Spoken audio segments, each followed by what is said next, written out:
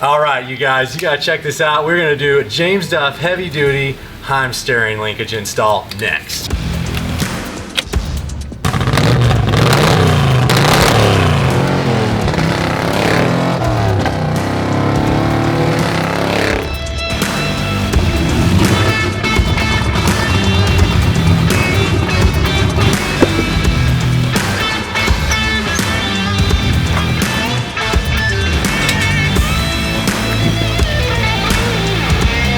So we got the tires off and we're about to start tearing up the steering and pulling out all the steering components. But before we do that, there are 3 important things that you need to do. First, you need to make sure you have between 1/8 and 1/4 of toe in. The second thing you need to do is make sure that your Pitman arm is in the middle of your steering box and is parallel with your frame. And then the third thing you need to do is make sure that your body is centered under your axle. Now for the Pitman arm, we have a separate video talking about that. But for the toe in, if you haven't gotten an alignment done in a while, or if you just aren't sure, then there's a easy way to check. What you want to do is put a bar running across the face of your hub. You want to measure the front of the driver's side bar to the front of the passenger side bar, and this difference should be less in the front between 1/4 and 1/8 of an inch. Now you need to make sure that you're measuring at the width of your tire. So if you have 35-inch tires, then you need to go out from the center 17.5 inches and measure the same on both sides. Now to determine if your axle is centered under your body, an easy way to do this is to grab a piece of rope, wrap it around your back tire, and pull it to the front of your Bronco. Trying to keep the rope as parallel to the back tire as possible, you measure from the rope to the face of the hub on both sides and get them as equal as possible. Now here's the thing, if you don't have an adjustable track bar, you're not gonna be able to move your axle any. So you're gonna have to get an adjustable track bar while you're doing your Heim steer. Now's a great time to do it. If you haven't gotten one yet, I highly recommend it. Mine moved my tires in like 1 inch and it was great.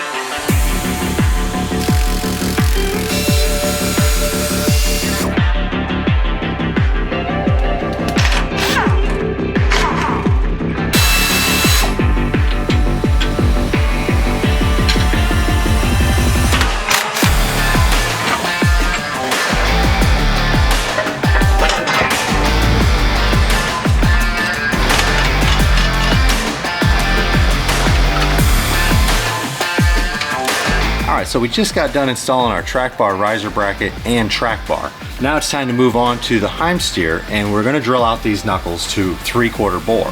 Now it's really important that you do this just perfect. The big thing here is you want the drill to be straight up and down with the knuckle. Now as you can see, the knuckle is actually up a little. So you're gonna wanna make sure you have this drill perfectly straight this way and this way. Really hard to do with you standing or sitting right here. So make sure you get yourself a spotter who watches from over there and gets this just right. The other thing that's really important, you want to use lots of lubrication. Make sure that there's plenty of oil on the bit. Spend every like 10 or 30 seconds, just put more oil on. The next thing you want to do is go slow. You don't want to spin this up too fast because you could risk catching the side of the knuckle with the bit and it could break the bit, damage the knuckle, or even hurt you. The other thing that's really important is you need to start from the side with less meat. And in most cases, the tie rod is mounted from below. So the taper is bigger on the bottom than it is on the top. Either way, you just want to make sure when you drill from the small side and work your way to the larger side.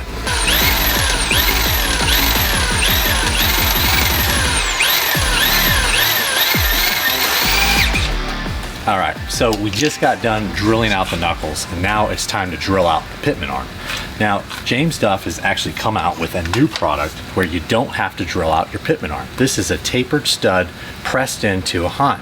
This isn't coming out till fall or winter of 2019. So for now, you're still gonna have to drill out your Pitman arm. For you guys that are drilling out your Pitman arm, this is what you're gonna end up dealing with here. Now, the big thing you need to understand is with the Pitman arm, you still need to drill from the top. So you either swing the Pitman arm all the way out and then you drill from the top, or you remove the Pitman arm, using a Pitman arm puller. Either way, I stress that you really don't want to drill from the bottom because the hole is bigger at the bottom, the drill bit's going to catch, and it's going to drill it unevenly.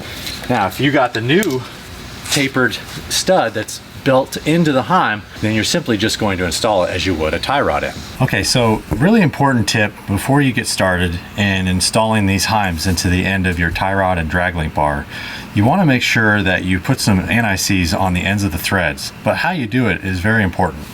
So this here is a left-hand Heim. I'm going to thread the jam nut on first, completely dry. Then I'm going to take some anti-seize and I'm only going to coat it on the first 1/2 inch. This here is going to go into the bar, but it's not going to affect the threads here up by the jam nut. And why that's so important is when you finally get your alignment done, you want these threads nice and clean because you're going to add a couple dabs of red Loctite when you get that jam nut completely tightened down. That will keep the jam nut from loosening up once you've got your alignment set.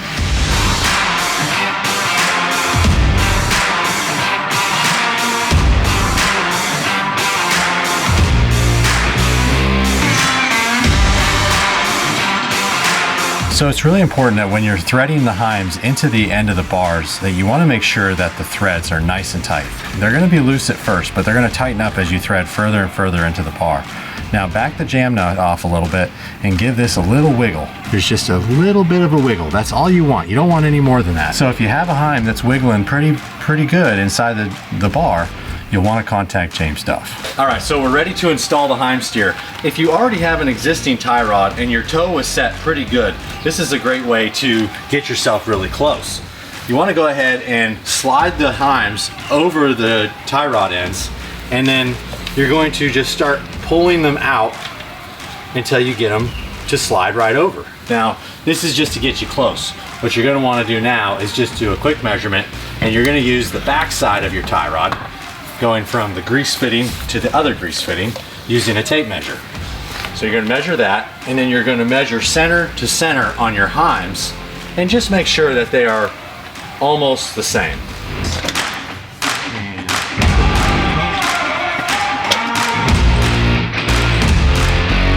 Now before we tighten these down, we're actually going to measure our toe, and because we want the saddle down there to be in that kind of position right there where it's out of the way of the track bar riser bracket and gives us plenty of room where it isn't hitting anything when we turn our steering lock to lock. So before you tighten these down, make sure to do that.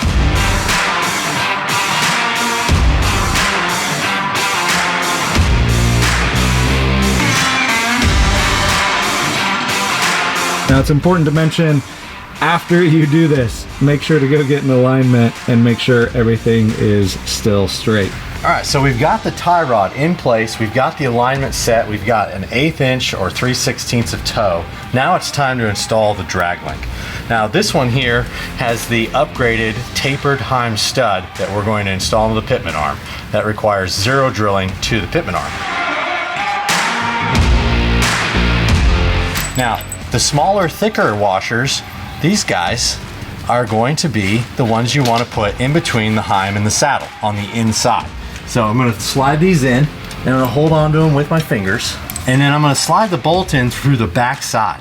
The reason I'm doing this is so you don't have any clearance issues at full bump or full lock when you're turning all the way to the right or left, and you don't hit the track bar bolt or other things. Then you're just going to put the washer on, and then the nut.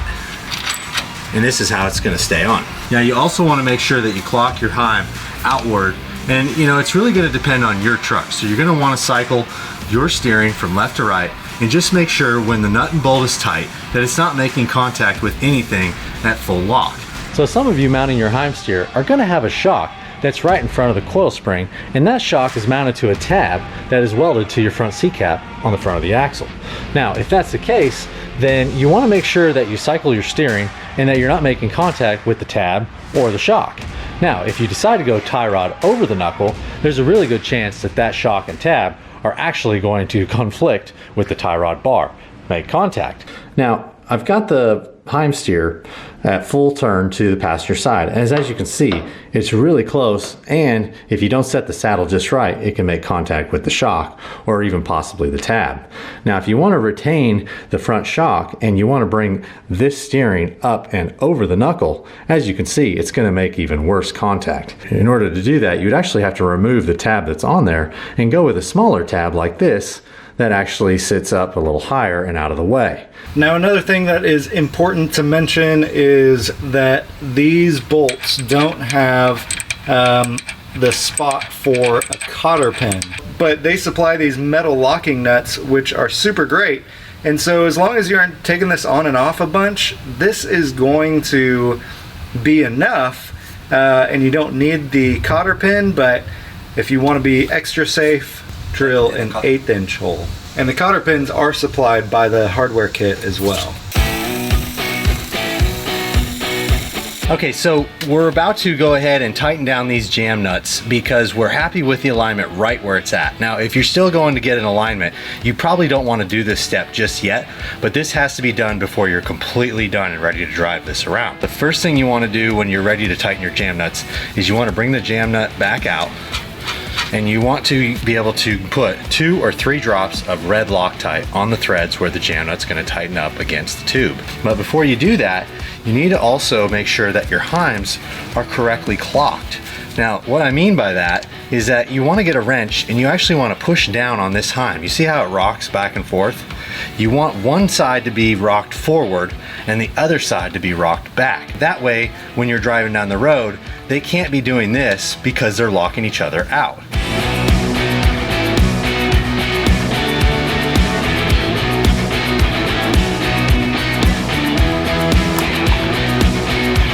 Just remember, when you're doing this and you're locking your jam nuts into place, go back and make sure your saddle is clocked so it's not too low and it's not too high, so it'll actually make interference with other parts behind it.